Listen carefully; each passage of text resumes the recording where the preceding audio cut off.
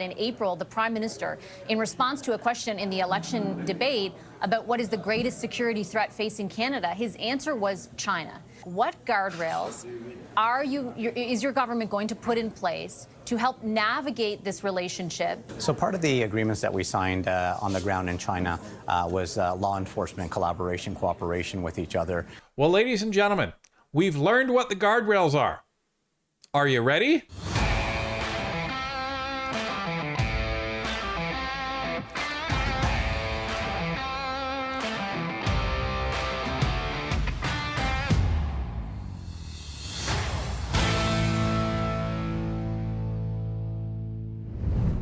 Every time concerns about China's foreign interference come up, Mark Carney and his ministers seem to give the same answer.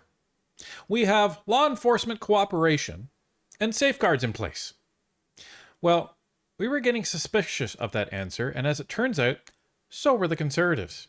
So they asked for clarification as to what that actually meant. You will not believe what Mark Carney's answer was. Or maybe you will. Let's take a look.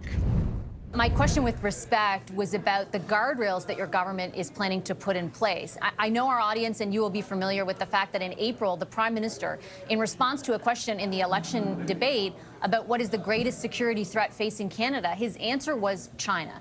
So the question around guardrails pertains to that. Like, what guardrails is your government going to put in place to help navigate this relationship so that we do not suffer as a result of, more trade with China? So part of the agreements that we signed on the ground in China was law enforcement collaboration, cooperation with each other to keep our communities safe. And so I think that's very important for those watching so they understand, what we're doing there. We're making sure there's partnerships on energy, on agriculture, on consumer goods, but also, of course, public safety and law enforcement is very, very important. We want to make sure that our citizens' safety is never compromised. And so, going in with eyes wide open, as you said, is very important to our government. But, as the Prime Minister said in Davos, we need to see the world for what it is, not what we wish it to be. And so we need to approach it very pragmatically and constructively, and that's exactly what our government is doing. But again, with respect, Minister, I'll reference comments made, by the Liberal Party, by the government at the time, when you introduced the Indo-Pacific strategy, whose, primary aim was to develop a strategy to counter the increasing power of China. China's rise as a global actor, Melanie Joly said at the time, is reshaping the strategic outlook of every state in the region. It seeks to shape the global environment into one that is more permissive to interests and values that increasingly depart from ours. The China of 1970, she said, is not the China of today. China is an increasingly disruptive global power. Are you telling me that more cooperation between law enforcement agencies is going to counter that or protect Canadians from the impact of that?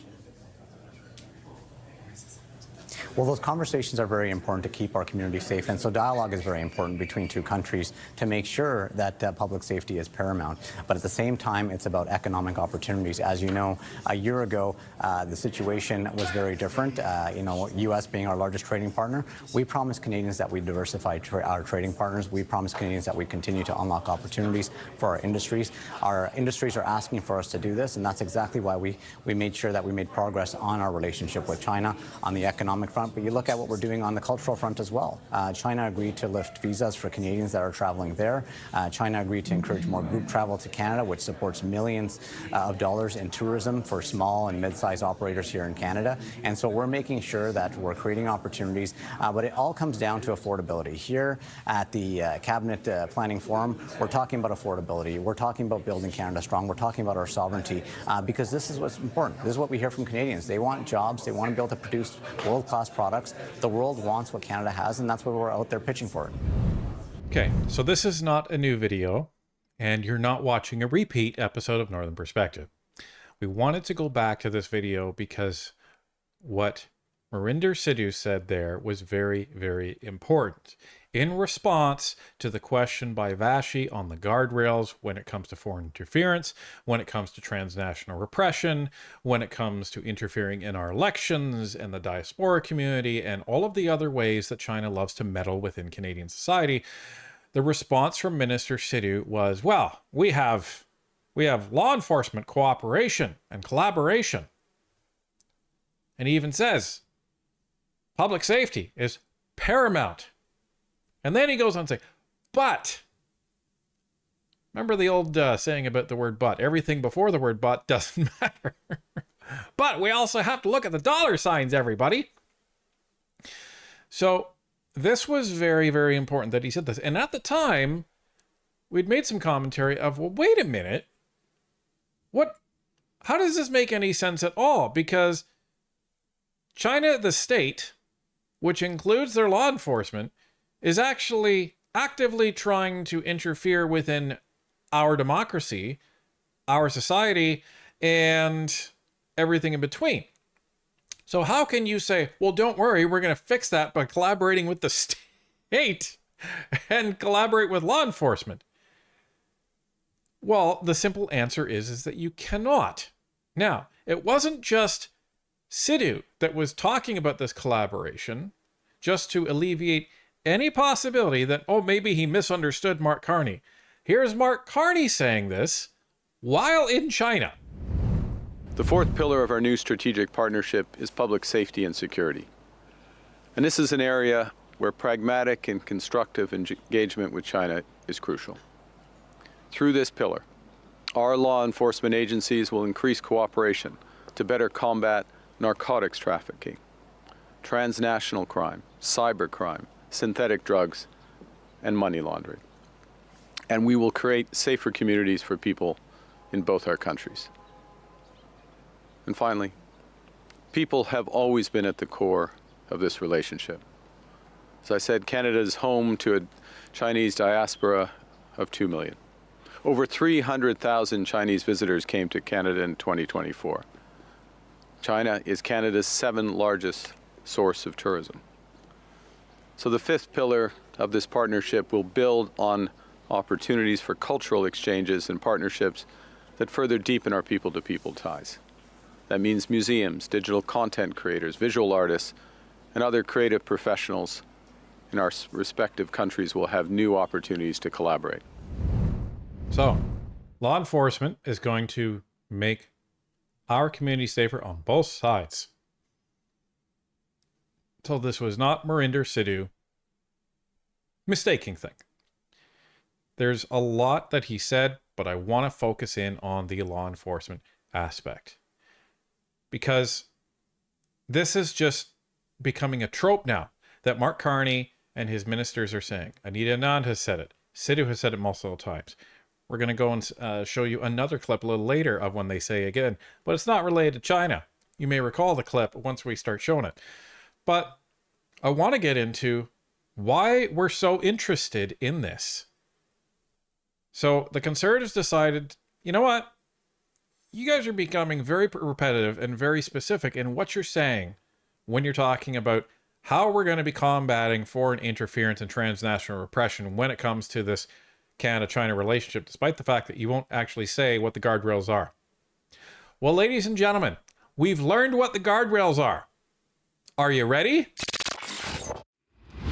This is a order paper question submitted by Jeff Kibble from Cowichan, Malahat, Langford. Thank you very, very much, Mr. Kibble, for submitting this.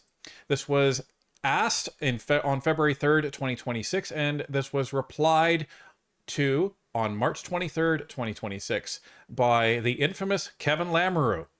You remember Kevin Lamoureux, don't you? He's the guy who also replied to the fact that Mark Carney did not bring up human rights at all with Prime Minister Xi Jinping, only for the government to quickly turn around and say, oh, that was actually wrong. The opposite of that actually happened. He brought it up at every opportunity. Oh, okay. Anyhow, he submitted an order paper question. What was this question, you may ask? This is the question. What are the specific details, including the terms, of all agreements the government signed with China related to law enforcement? Remember, this was one of the guardrails that Sidhu tried to skate around and say, oh, well, don't worry. We have an agreement and assurances. Oh, okay. What are they?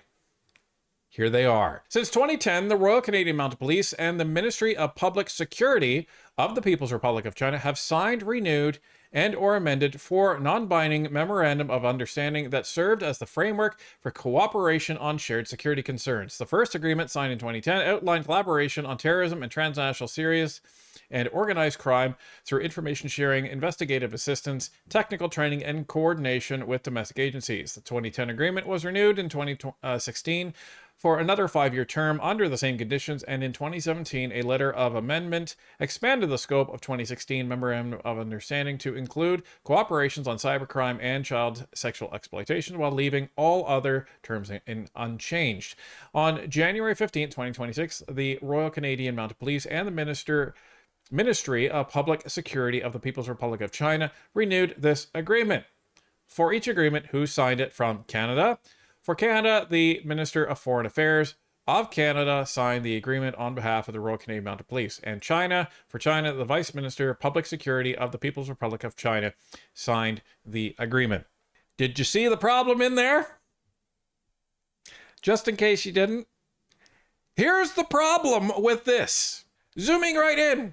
Non-binding Memorandum of Understanding that served as the framework for cooperation on shared security concerns. Ladies and gentlemen, the guardrails that we have in place, the assurances that we have from China, is based on a Mark Carney special, a non-binding Memorandum of Understanding. How the heck is this supposed to address the concerns of foreign interference, Mr. Carney?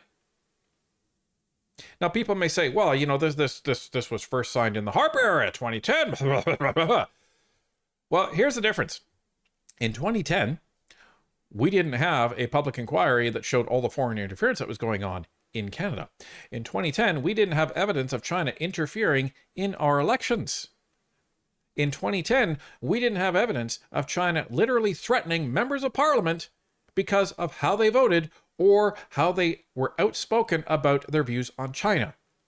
In 2010, we didn't have Mark Carney cozying up to China saying, hey, our energy sector is open for business. You can buy a whole bunch of stuff. And by the way, we're going to ship you a whole bunch of uranium, and we're going to allow you to send in a whole bunch of super spying electric vehicles into our economy, which will completely disrupt our auto sector. That's the big difference. Even Justin Trudeau didn't do that in 2016. But Mark Carney would have everybody to believe, oh yeah, you know, this is the guardrail. And it's not me saying this. This is what Marinda Sidhu offered Fasci Capellos when she pressed him repeatedly on what are the guardrails that you guys have in place against the country that Mark Carney called the most significant threat to Canada. Hello? Does anybody get this yet? Now, I want to show another question that the Conservatives submitted after this fact. Well, after the Prime Minister came back from China, because they also want to know how much did all of this cost? So this was tabled by Luc Berthold. This was tabled on January 27th, ironically before Mr. Kibble's question was asked. And this was also replied to on March 23rd, care of Kevin Lamoureux. So he asks, what was the total amount spent by the delegation on hotels during the trip? What is the breakdown of the amount spent at each hotel? How many rooms were rented and for how many nights at each hotel? Broken down by hotel. What were the nightly room rates and how many rooms were booked at each rate? What is the breakdown by type of room if known? And here's the response. As the Prime Minister's visit to China took place from January 14th to 17th, 2026, the processing of expenses related to this travel is ongoing. As such, Global Affairs Canada is not currently able to provide the total amount spent on hotels. Reporting expenses before the work of processing them has been completed risks transmitting erroneous, misleading, or incomplete information. All final expenses incurred under the international conference allotment are published in the public accounts in the fall following the fiscal year in which they were incurred. Which hotels were used by the delegation? Hotels where the delegation stayed cannot be disclosed for security reasons. So Global Affairs doesn't know how much the Prime Minister spent. It took them 2 months to answer, well, we don't know. And you're going to have to wait until October in order to get that answer in the next fiscal year.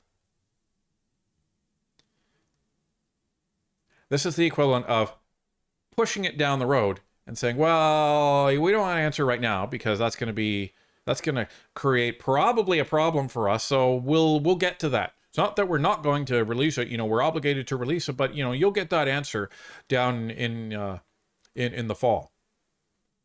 October 2026 is probably when that information is going to be available. Thanks, guys. So, meanwhile, we have all of this conversation about how, don't worry about China. They're a strategic partner. We can trust them. They've assured us that they can trust them. Trust me, bro. And it's all based on a non-binding law enforcement cooperation agreement. Well, we shouldn't be surprised because just about every agreement that Mark Carney has signed has been non-binding, as evidenced by this pipeline MOU. Now, this isn't just related to China, because not long after, Mark Carney and his government took the India trip, if you recall, and Anita Anand and our friend Mr. Sidhu were at it again. Mr. Minister, can either of you tell us whether the Prime Minister raised the issue of As I said, I would not have used those words. What does that mean? Abigail? Thank you. Can either of you tell us whether Prime Minister Carney raised the issue of foreign interference and transnational repression with Modi? Can you look into that way? It's hard when you're standing over I know, there. I'm sorry. And can you tell us in what context? Why don't we just all take a little... Yeah, let's regroup. Maybe let's all give them space. Yeah. Yes, Abigail has I one. agree. If you want to look at me while you answer. The question is one that I can only answer from my conversations. And in my conversations with my counterpart, Minister Jaishankar, I have raised the issue of public security and safety in Canada in numerous occasions, including when I met with him yesterday. And I want to add another point, which is over and above my conversations, please have a look at the joint statement that the leaders of each country, Canada and India, have issued together, where there is a specific paragraph on security cooperation. And I will quote, "The bilateral security dialogue convened at the level of the national security advisors and the agreement to a shared work plan to guide enhanced cooperation on national security and law enforcement priorities continues." That sounds very familiar, doesn't it? Anybody want to take bets that that is also a non-binding agreement? Because that seems to be how we prioritize public safety in Canada, as per Mr. Sidhu. We're prioritizing it to such a degree that any agreement that we make related to security is non-binding. Meaning, they don't have to follow it. And if they don't follow it, well, there's no repercussions to it. This government is entirely smoke and mirrors. All they do, or all they seem to do, is they fly around the world, whining and dining themselves, signing agreements that are non-binding, signing agreements that nobody has to actually follow or uphold, and then they turn around and then they yell at the media and they yell at Canadians for daring to actually ask questions about how they're actually doing their jobs.